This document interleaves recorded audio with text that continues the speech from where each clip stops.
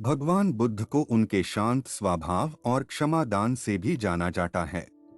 एक दिन बुद्ध अपने शिष्यों के साथ एक गांव में गए।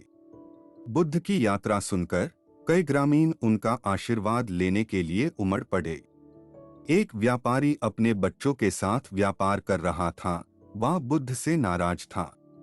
उसने सोचा कि बुद्ध अपने बच्चों और गांव के इन लोगों को बिना कुछ किए ध्यान कराने के लिए आकर्षित करके कुछ गलत कर रहे हैं। और उसने महसूस किया कि केवल बुद्ध को ढेकने में समय व्यतीत करना, जिनकी आंखें हमेशा बंद रहती हैं, समय की पूरी बर्बादी थे। इसके बजाय उसके बच्चों को अधिक पैसा बनाने के लिए उसके व्यवसाय में मदद करनी चाहिए। उसने कहा, आज मैं उसे सबक सिखाऊंगा। वो क्रोधित होकर बुद्ध की ओर बढ़ा। जैसे ही वो बुद्ध के पास पहुंचा, उसे कुछ फर्क महसूस हुआ, लेकिन अनेक अंदर का गुस्सा कम नहीं हुआ। उसने बुद्ध के चेहरे पर थप्पड़ मारा। बुद्ध बदले में उसे देखकर मुस्कुराए।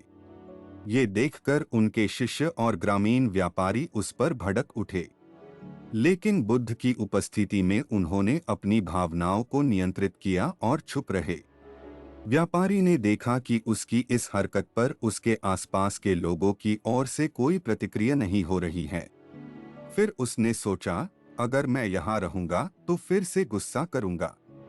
वो उस स्थान से चला गया। वो अपने घर लौट आया। मुस्कुराती हुए बुद्ध की छवि ने उसके दिमाग पर कब्जा कर लिया। अपने जीवन में पहली बार वो किसी ऐसे व्यक्ति से मिला जिसने एक अपमानजनक कार्य के लिए अपनी भावनाओं को नियंत्रित किया। वह सोने चला गया, लेकिन रात भर सो नहीं सका। वह कांप रहा था। बिजनेसमैन को लगा कि उसके साथ कुछ हो रहा है और पूरी दुनिया उल्टी हो गई। अगले दिन वह बुद्ध के पास गया और उनके चरणों में गिर गया, कृपया मुझे मेरे कृत्य के लिए क्षमा करे। बुद्ध ने उत्तर दिया, मैं तुम्हें क्षमा नहीं कर सकता। बुद्ध का जवाब सुनकर उनके शिष्य और ग्रामीण हैरान रह गए।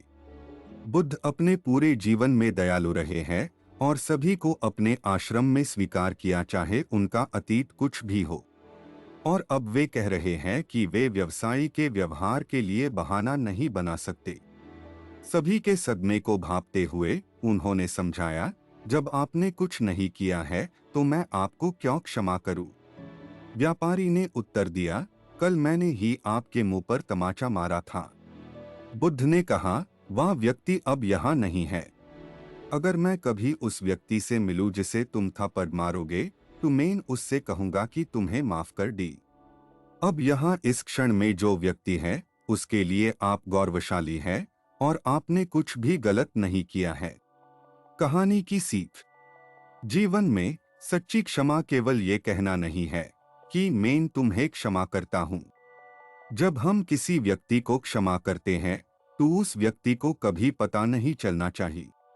उन्हें कभी भी अपनी गलती के लिए दोषी महसूस नहीं कराना चाहिए। इसके बजाय अगर हम उन्हें माफ कर देते हैं और उन्हें उनकी गलती के बारे में याद दिलाते रहते हैं, तो वे उन्हें दोषी बना देंगे। तब ये सच्ची क्षमा नहीं है, या एक सजा है। अगर आपको ये वीडियो पसंद आई हो तो हमारे चैनल को सब्सक्राइब, शेयर और लाइक करें। धन्यवाद।